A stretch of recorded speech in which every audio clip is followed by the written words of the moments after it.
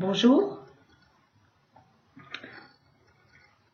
Tous les 4 ans a lieu la course, paraît-il, la plus prestigieuse du monde, le Vendée Globe. À cette occasion, on nous montre de magnifiques bateaux, leurs capitaines et leurs mérites. On parle de performance, de courage, de danger, et puis l'excitation portée à son comble, le top départ est donné. À l'image d'une course de chevaux, ces pur sang, on les appelle comme ça d'ailleurs, s'élancent avec leurs voiles déployées et leurs jockeys sur le pont. Les voiles sont essentielles. Ce sont elles qui captent la force du vent et permettent au bateau d'avancer. Sans vent et sans voile, le bateau le plus sophistiqué reste sur place, à moins d'y mettre un moteur ou bien des rames. En fait, les voiles sont ses jambes dans le vent. Pour se déplacer sur l'eau, le cavalier a donc besoin d'une voile ou 2 voiles et de la force du vent. Pour se déplacer sur terre, le cavalier que nous sommes a besoin de jambes et la force de la monture. L'eau n'est pas le lieu de vie naturel de l'homme. C'est la terre qui est son espace de vie normal. Aussi a-t-il besoin de jambes. Les poissons ont des voiles, ce sont des nageoires, et les oiseaux ont des ailes pour se déplacer dans leur habitat.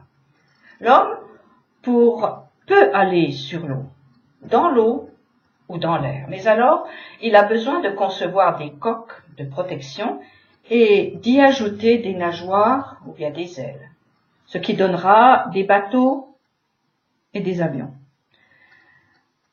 Ces jambes deviennent presque inutiles, alors que sur Terre, elles lui sont indispensables pour aller. Certes, il a trouvé des aides, et ce sont les chevaux et autres véhicules dont la puissance est exprimée en chevaux-vapeur. Ce n'est certainement pas un hasard. L'humain est donc fait, en priorité, pour marcher. Voler ou nager sont des options possibles, mais pas permanentes. Pour se déplacer, il lui faut un sol stable, solide, et la terre sur laquelle il peut s'appuyer avec une jambe, pendant que l'autre soulève le corps et le porte plus loin. Marcher sur 2 jambes, c'est une affaire de couple. L'une représentant la rigueur et l'autre la bonté ou la sagesse. Ou encore l'intelligence et la sagesse, ou le masculin et le féminin. Ce couple est la base sur laquelle est maintenue en équilibre toute la création. En s'opposant, ces forces se complètent. Mais là n'est pas mon sujet. Je veux parler de celui ou celle qui revient à la Torah. Sur quoi marche-t-il et avec quelles jambes?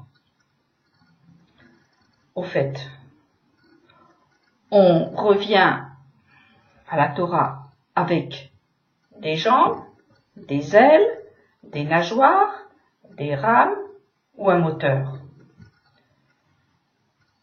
Je pense sincèrement qu'à ce niveau, il faut être soit poisson, soit oiseau, soit cheval. Il faut pouvoir voler, nager, courir ou se laisser porter. Le défi est d'avancer sûr, dans un milieu inconnu qui est fait de mots. Des mots qui ressemblent étrangement à notre sphère sur laquelle nous marchons physiquement. Son centre est brûlant, mais grâce à l'écorce qui flotte, nous pouvons nous déplacer. Nous marchons dans une sécurité relative mais suffisante sur cette écorce qui nous protège du feu souterrain.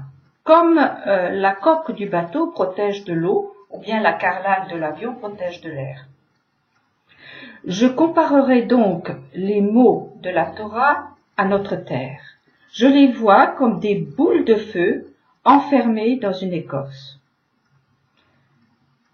Sur elles, nous pouvons nous appuyer, mais l'intérieur, qui est feu, ne se laisse appréhender que par les amoureux. Ainsi, nous pouvons marcher sur les mots de la Torah à l'extérieur, mais pour arriver au but, il faut puiser l'énergie de ce feu intérieur qui ne s'éteint pas.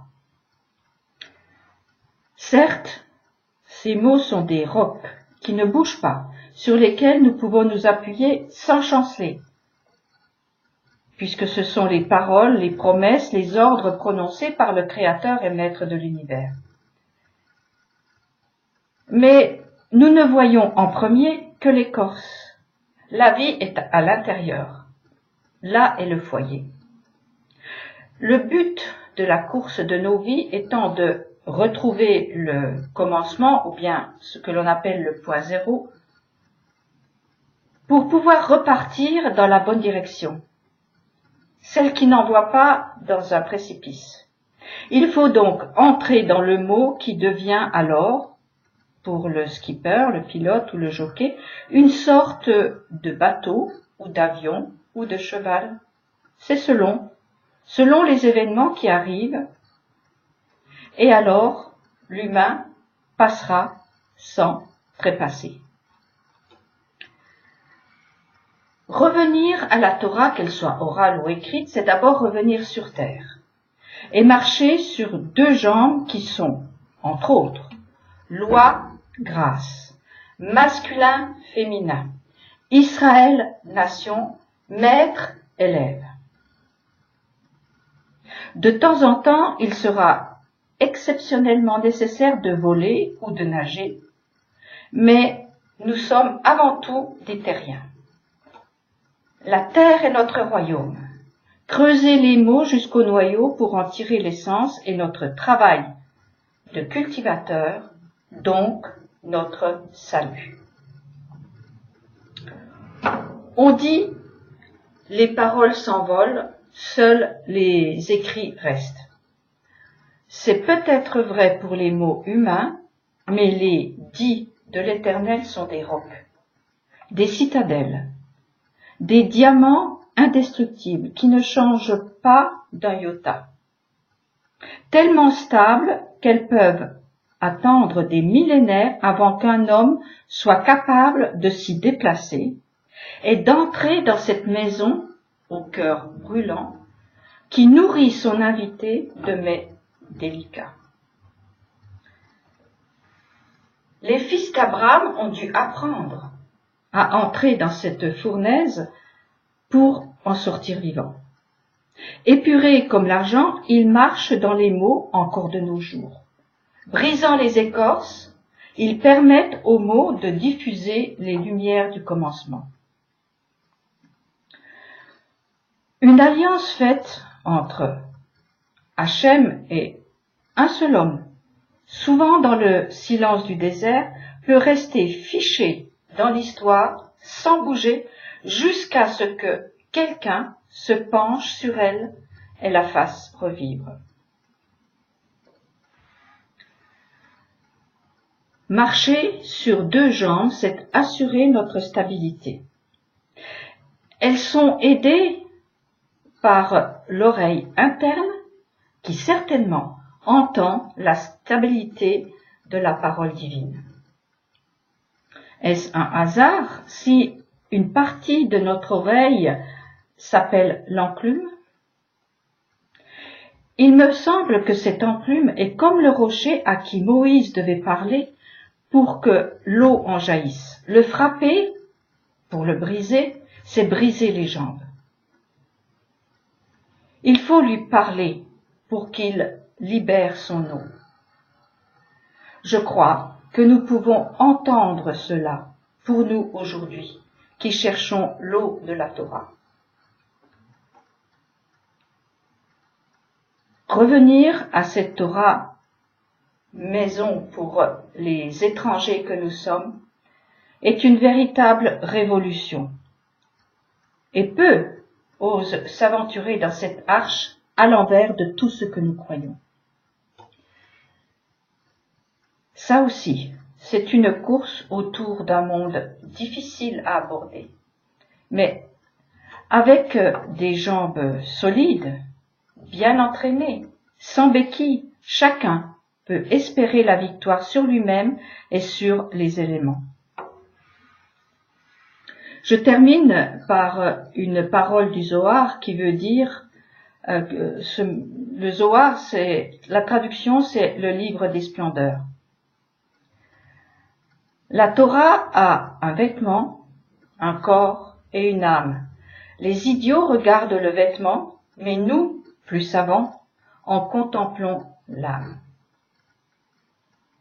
Et comme le dit souvent mon mari, les nations ont aussi leurs sages. Aussi, j'ajoute un dicton très ancien chinois qui dit « Le sage montre la lune et l'idiot regarde le doigt ». Courons décrocher la lune.